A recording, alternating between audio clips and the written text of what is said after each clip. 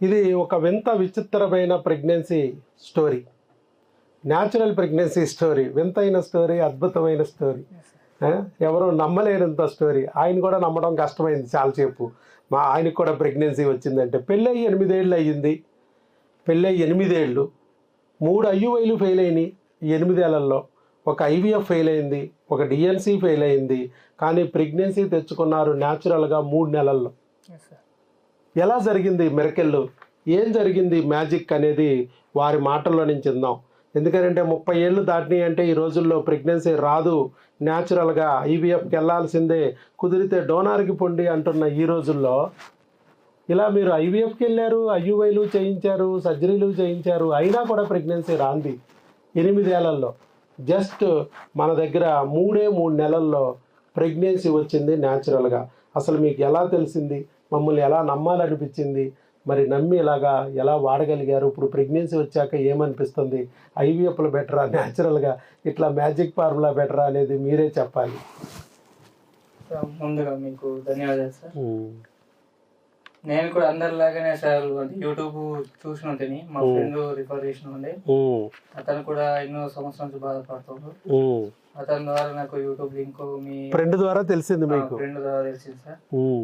తెలిసిన తర్వాత నేను చూసి నాకు నమ్మకం కలిగింది సార్. ఫస్ట్ అంటే మీ ఒక్కరి కాకుండా చాలా మంది అలా వీడియోలు సక్సెస్ అవుతున్నారు, ఒకరిద్దరు కాదు కదా. అవును సార్. ఏదో ఫ్లూక్ గా వచ్చింది అనుకోవడానికి లేదు సార్, ఏదో ఉంది, లేకపోతే 8,000 మంది ఎలా ప్రెగ్నెంట్లు అవుతారు? అవును. చూసి నేను ఒక 1 వీక్ లోనే ఇక్కడికి వచ్చాను సార్.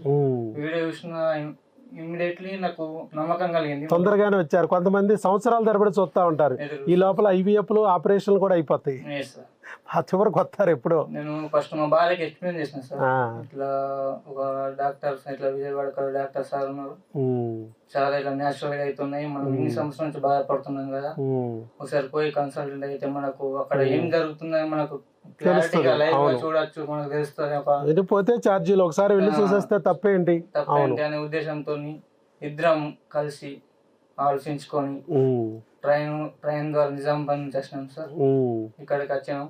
ఇక్కడికి వచ్చినాక అందరిలాగా మేము కూడా ఇట్లా ఆ రోజు సక్సెస్ స్టోరీ ఇన్ని ఉంటుంది అక్కడ. ఆ రోజు కూడా మీలాగా చెప్పారుగా, అది వాళ్ళు మీరు చెప్పారు సక్సెస్ స్టోరీ, వాళ్ళు వేరే వాళ్ళు విన్నారు. ఆ రోజు విన్నాను సార్, వేరే వాళ్ళు విన్నాను.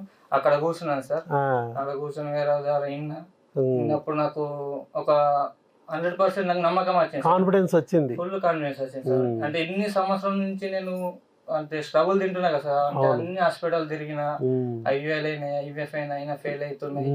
ఇక ఎటువంటి హోప్స్ నాకు రాలేదు. వేరే దగ్గర డిప్రెషన్ అవుతుంది, ఇద్దరు మధ్య అండర్స్టాండింగ్ వేరే ఇట్లా దూరం అవ్వడం చాలా బాధ అనిపించింది. భార్య మీద నీ కోపం, భర్త మీద ఆవిడ కోపం. ఎందుకంటే మీరు అనుకున్న పని అవ్వకపోయేటప్పటికీ ఆ ఇరిటేషన్, ఫ్రస్ట్రేషన్ ఒకరి మీద ఒకరు చూపించుకుని మళ్ళీ ఇద్దరికి మధ్య కూడా మిస్అండర్స్టాండింగ్ వచ్చే పరిస్థితి వచ్చేసి జరిగింది సార్.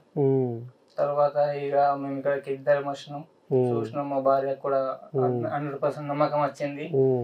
మీకు ఆ రోజు మీరు చెప్పిన మీ మాటలకు మేము బాగా మోటివేట్ అయ్యారు, ఇన్స్పైర్ అయ్యారు. ఓకే, మీరు చెప్పినట్టుగా ఆ రోజు టెస్ట్లు వేయించుకున్నాం. తర్వాత మాకు ఇట్లా లాంగ్ జర్నీ కొరియర్ ద్వారా మెడిసిన్స్ వచ్చినాయి. కొరియర్ ద్వారా తెప్పించుకున్నారు, దూరం కాబట్టి కొరియర్ పెట్టించుకున్నారు. అవును. ఎక్కడ మీ ఊరు అన్నారు? నిజామాబాద్. చాలా దూరం. స్వప్న, సతీష్ సంతోష్, స్వప్న సంతోష్ నిజామాబాద్. కొరియర్ ద్వారా మాకు మందులు వచ్చినాయి సార్. మీరు చెప్పినట్టే మందులు మన వాళ్ళు టెలికాలర్స్ ఏమో మీకు ఎక్స్ప్లెయిన్ చేసి ఉంటారు, ఫార్మసిస్టులు ఫోన్ ద్వారా మీకు ఎక్స్ప్లెయిన్ చేస్తారు మందులు ఎలా వాడుకోవాలి.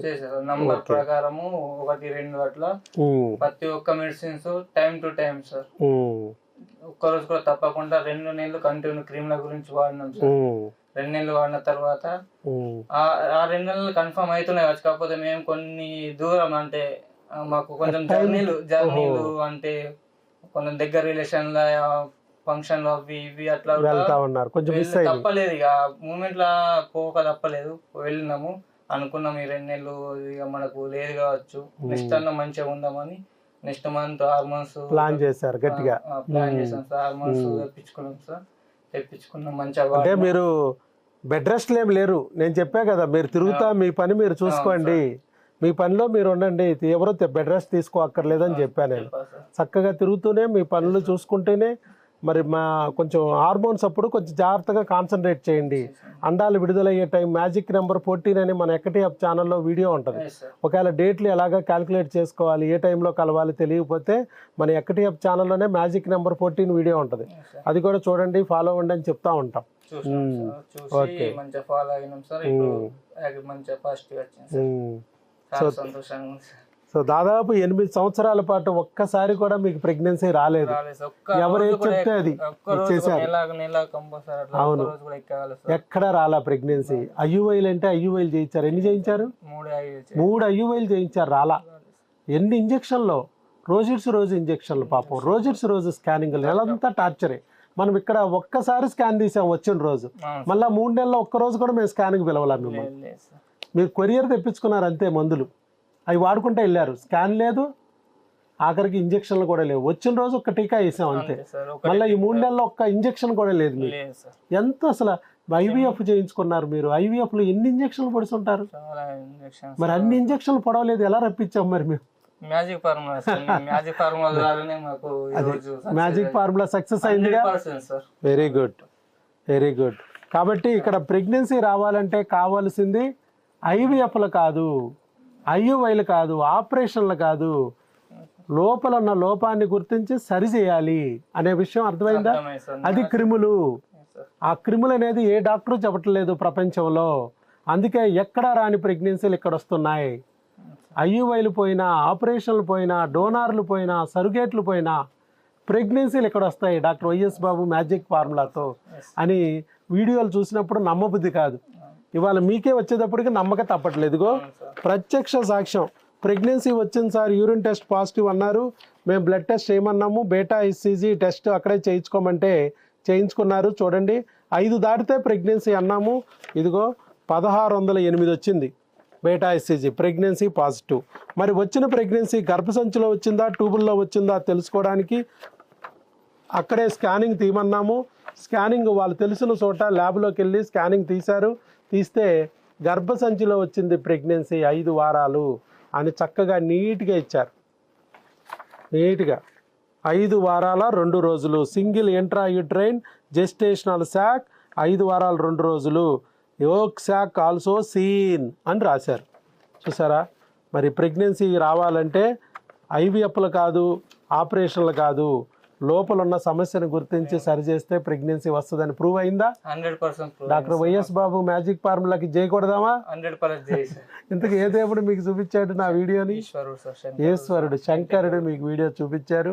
దేవుడు ఉన్నాడు అని నమ్మారు, నా దారి చూపించాడని నమ్మారు, నా దగ్గరికి వచ్చి నిలబడి మందులు వాడి ప్రెగ్నెన్సీ పొందారు. అది ఈశ్వరుడైనా పర్లేదు, అల్లా అయినా పర్లేదు, యేసై అయినా పర్లేదు, దేవుణ్ణి నమ్మాలి. నమ్మితే ఈ దెయ్యాల నుంచి మనకు విముక్తి కలిగిస్తాడు. లేదా ఆ దెయ్యాలలో మనల్ని మనల్ని నానా రకాల హింసలు పెడతారు. ఆ బిడ్డం పొందాలంటే దేవుణ్ణి గట్టిగా పట్టుకోవాలి, సరైన దారి చూపిస్తాడు అనే విషయం చెప్పాను. అదే ఇవాళ మీకు నిరూపణ అయింది. ఇదిగోండి, గర్భిణీ స్త్రీ ఆహారం ఆరోగ్యం అని ఈ బుక్ని ఇక్కడి నుంచి ఫాలో అవ్వండి. చక్కగా ఈ బుక్ను ఫాలో అవ్వండి. అలాగే ఇక బిడ్డ మనకి ఎప్పటికప్పుడు రక్షించుకోవడానికి మందులు తీసుకెళ్ళాలి. అమ్మాయికి ఏం స్కాన్ తీయాలి, ఏం బ్లడ్ టెస్ట్ తీయాలని నేను ఎప్పటికప్పుడు మరి వాట్సాప్ ద్వారా ప్రిస్క్రిప్షన్ పెడతాం. అక్కడ డాక్టర్ గారితో, మీ ఫ్యామిలీ డాక్టర్ గారితో తీయించుకుని ఆ రిపోర్ట్స్ తీసుకొస్తే 5 నెలల వరకు, 3 నెలలు అబార్షన్ అవ్వకోకుండా, 4వ నెల 5వ నెల అవకరాలు రాకోకుండా మీకు మందులు ఇస్తాం. అక్కడి నుంచి అక్కడే ఫాలో అవ్వచ్చు, అక్కడే డెలివరీ అవ్వచ్చు. బిడ్డ పుట్టాక మాత్రం ఒక్క ఫోటో తీసి పంపిస్తే నేను కూడా మీతో పాటు సంతోషం. Okay, all the best. God bless you. శీఘ్రమేవ సుపుత్ర సుపుత్రికా ప్రాప్తిరస్తు.